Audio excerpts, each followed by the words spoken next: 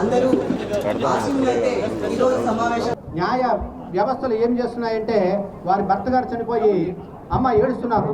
వారి పిల్లలు ఈ సంవత్సరంలో ఆఖరి నేషనల్ లోక్ అదాలత్, 4వ నేషనల్ లోక్ అదాలత్.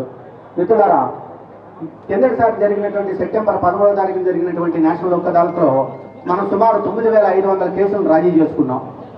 మరి ఈసారి జరిగినటువంటి నేషనల్ లోక్ అదాలత్లో కనీసం అట్లీస్ట్ 15,000 కేసుల్ని ఈరోజు రాజీ పరచుకోవాలని చెప్పేసి ముఖ్యంగా నిర్ణయించుకుని ఈ లోక్ అదాలత్కి తగినటువంటి ఏర్పాట్లను హైకోర్టు వారి అధ్యక్షతను ఏర్పాటు చేసుకున్నాం. మరి ఈ నేషనల్ లోక్ అదాలత్ వల్ల ఉపయోగాలు ఏమంటే మరి బహుళ విధమైనటువంటి ప్రయోజనాలు ఈ నేషనల్ లోక్ అదాలత్కు ఉన్నాయి. అందువల్లటువంటి ఈ నేషనల్ లోక్ అదాలత్ ఏర్పాటు చేస్తున్నాం. మనందరికీ తెలుసు, రాజీ మార్గమే రాజమార్గం. కోర్టుకు వచ్చినటువంటి ప్రతి ఒక్కడు కూడా నెగ్గడు, ప్రతి ఒక్కడు కూడా ఓడిపోడు. ముఖ్యంగా న్యాయవాదులు ఓడిపోతారనుకుంటారు, న్యాయవాదులు ఓడరు. న్యాయవాదుల యొక్క కక్షిదారులు మాత్రమే, వాళ్ళ యొక్క క్లయింట్లు మాత్రమే ఓడిపోతారు. కాబట్టి న్యాయవాదులకి ఏ విధమైనటువంటి విజయం అపజయంతో ఏమాత్రం నిమిత్తం లేదు, వారి కర్మాన్ని కొనసాగిస్తారు. సో కాబట్టి కక్షిదారులు ఈ విధంగా ఒకళ్ళు ఓడిపోవడం, ఒకళ్ళు నెగ్గడం అనేది లేకుండా ఉండాలి అంటే పరస్పరం ఇద్దరు కూడా స్నేహపూర్వకమైనటువంటి సంబంధాలు మెయింటైన్ చేయాలంటే కనుక తప్పనిసరిగా ఒక రాజీ మార్గం ఉండాలి. రాజీ మార్గం ఉంటే ఇరు పక్షాలు కూడా నెగ్గినట్టే, అదే స్నేహపూర్వకమైనటువంటి సంబంధాన్ని భవిష్యత్తులో కొనసాగించడానికి అవకాశం ఉంటుంది. కాబట్టి మొట్టమొదటి ఏంటంటే లోక్ అదాలత్లో రాజీ చేసుకోవడమైనా మొట్టమొదటిసారిగా ఇద్దరు పార్టీలు కూడా నెగ్గినట్టుగానే భావించబడుతుంది. 2, నేషనల్ లోక్ అదాలత్లో ఏదైతే తీర్పు ఇచ్చారో అది అంతిమ తీర్పు. ఈ తీర్పుపై అప్పీల్ లేదు. ఇరు పార్టీలు ఒకసారి ఒప్పుకొని తర్వాత కాదు అని చెప్పడానికి ఏ విధమైన అవకాశం లేనటువంటి ఈ యొక్క వ్యవస్థ. సో కాబట్టి 2. 3వది, సివిల్ కేసుల్లో ఎవరైతే కోర్టు ఫీజులు కడతారో ఆ కోర్టు ఫీజులన్నీ కూడా తిరిగి ఇవ్వబడతాయి. సో కాబట్టి ఇటువంటి బహుళ ప్రయోజనాలు కలిగినటువంటిది. ముఖ్యంగా ఈసారి మరి municipal taxes, water taxes, property taxes, అట్లాగే deviations and unauthorised penalties, professional taxes, మరి వాటర్ ట్యాక్సెస్, ఈ కేసులన్నీ కూడా టేకప్ చేయడం జరిగింది. దీని ద్వారా కట్టడం ద్వారా మరి పార్టీలందరూ కూడా property tax, water tax, trade fee ఇవన్నీ కట్టనట్టయితే కనుక తప్పనిసరిగా కోర్టుల్లో కేసులు పడతాయి. అతి త్వరలో ఇవాళ ఎవరైతే కట్టరో, ఎవరైతే నోటీస్ ఇచ్చామో వాళ్ళందరికీ కూడా మున్సిపాలిటీ వారు అతి త్వరలో కేసులు కట్టబోతున్నారు. మరి కేసులు కడితే న్యాయవాదులకి ఖచ్చితంగా మంచి కేసులు పెరుగుతాయి, ఫీజు వస్తుంది, కానీ కక్షిదారుడు నష్టపోతాడు. కాబట్టి న్యాయవాదుల యొక్క వెల్ఫేర్ కంటే కూడా కక్షిదారు యొక్క వెల్ఫేరే ప్రాముఖ్యంగా ఈ యొక్క నేషనల్ లోక్ అదాలత్ కండక్ట్ చేయడం జరుగుతుంది. మరి ఈ రోజు ఉన్నటువంటి ప్రాపర్టీ ట్యాక్స్, మరి ట్రేడ్ ట్యాక్స్ వాటిలో మున్సిపాలిటీ వారు 19,000 మందికి కక్షిదారులకు నోటీస్ ఇచ్చామంటున్నారు. ఇప్పటికీ నిన్న సాయంత్రం వరకు 4 కోట్ల రూపాయలు డైరెక్ట్ గా మున్సిపల్ ఆఫీస్కి వెళ్ళి కట్టేసినటువంటి ఉన్నాయి. 4 కోట్ల రూపాయలు వసూలు చేశారు మున్సిపాలిటీ వారు. మరి మున్సిపల్ కమిషనర్ శ్రీ నందన్ గారు ఇక్కడ డాష్ మీద ఉన్నారు.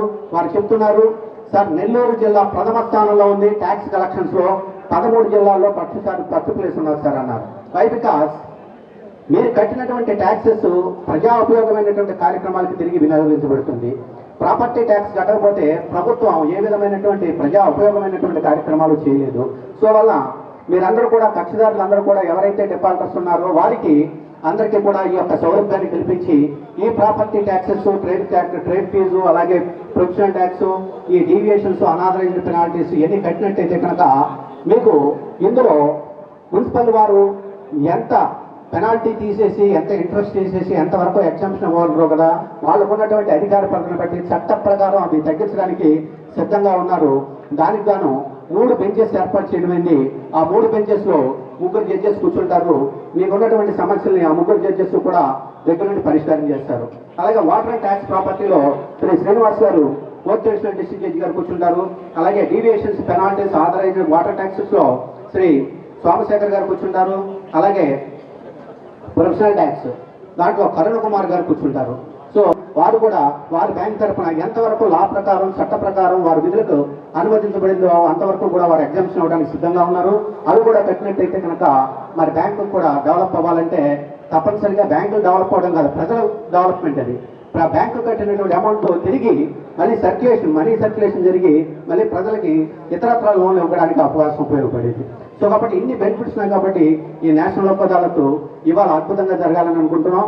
అట్లాగే ఈసారి ఆనరబుల్ హైకోర్టు వారు ట్రాఫిక్ చలాన్ కేసెస్ మరి ఎంతోమంది ట్రాఫిక్ డీవియేషన్ చేసి మరి అలాగే డ్రంక్ అండ్ డ్రైవింగ్లో ఉన్నటువంటి కేసెస్లో కట్టగా చాలా మంది ఉన్నారు. వాళ్ళందరికీ కూడా కట్టడానికి అవకాశం కల్పిస్తూ హైకోర్టు వారు ఉత్తర్వులు జారీ చేసినారు. వాళ్ళందరూ కూడా వచ్చి ఈ రోజు నేషనల్ లోక్ అదాలత్లో రాజీ చేసుకున్నట్టయితే వారికి మరి వారి మీద కేసులు లేకుండా ఉంటాయి.